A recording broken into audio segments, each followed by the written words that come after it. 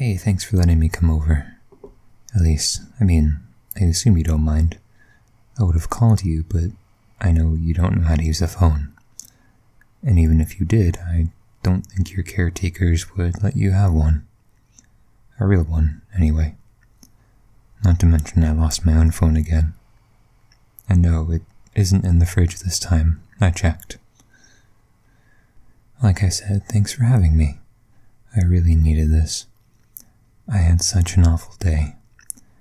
It's kind of my fault, really.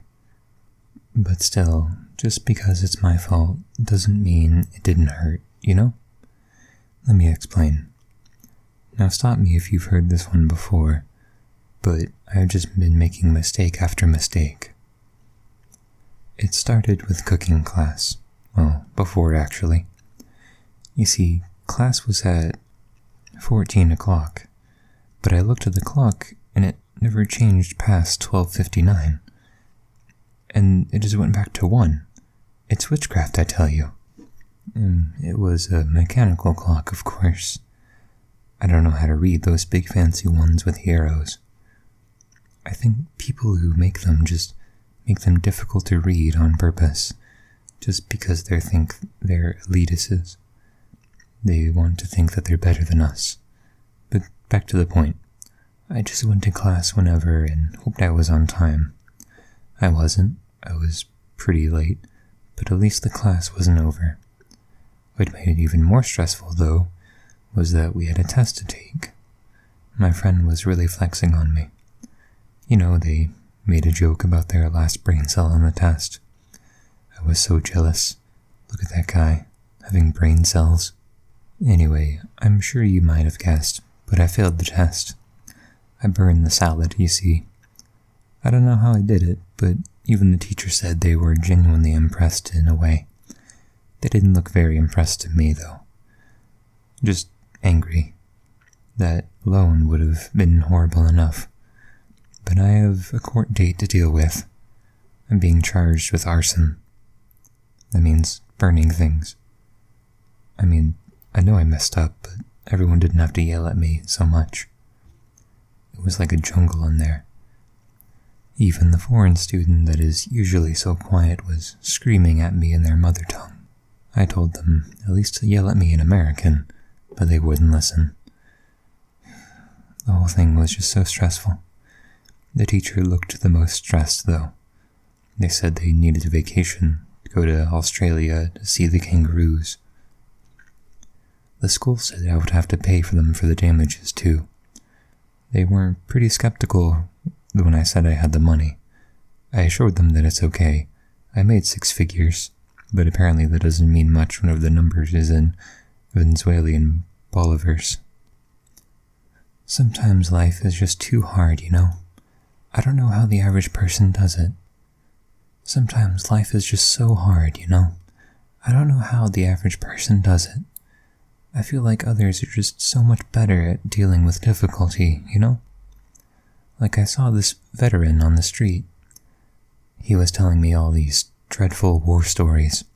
I asked him if he survived, and he just stared at me.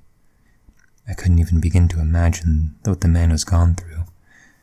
But still making it in his life, while the two of us weren't.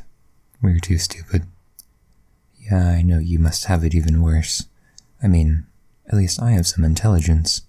For instance, this one time, there was this puzzle, and it said 2 to 4 years to solve, but I solved it in a month. My mother was so happy. She couldn't stop crying. I guess good things do happen, but I think I deserve them too. I'm a good person after all. I always feed the ducks and everything. But you, oh boy, where do I begin? You've got a head just to separate your ears. At least I have the accent as an excuse. I don't know how you became like this. I don't know what your mother took or what chemical was dumped next to your home, but you didn't deserve this. You deserve better. Still, if there's one blessing in my life that I'm grateful for, it's that I'm not the dumbest person alive. Bless your heart. That's why I love you. You are the only one that can make me feel even slightly human, and you have such a positive effect on the world. I mean, just thinking about all the killing that Crayola makes selling you your dinners. You must make a lot of people happy. Listen, I know people say mean things about you behind your back, but don't listen to them.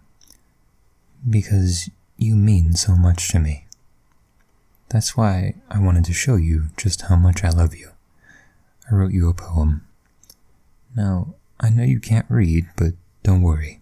I'll read it aloud. Shh, I know. Don't talk. It hurts to speak. Just listen. Alright, here we go. Your head is beautiful like the sky, both so full of space. You're beautiful to me, for giving me a place. I know you make mistakes. I know you made a few. You get offended that your parrot knows more words than you.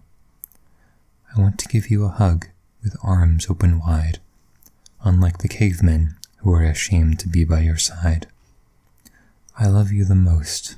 I love you for who you are, even if you put olive oil in the tank of your car. You sandpapered your tires, now as smooth as your brain, but don't worry, the DMV holds the real blame. License, anyone who would pass them is blameworthy. Maybe NASA scientists are smart, can land on the moon, but they'll never understand.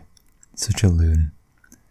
But I understand, and you should too, that because you are dumb, that I will always love you. Well, I hope that you liked it. Well, I hope you liked it. I have to go to my court date now, but I'll talk to you later. I hope. Goodbye.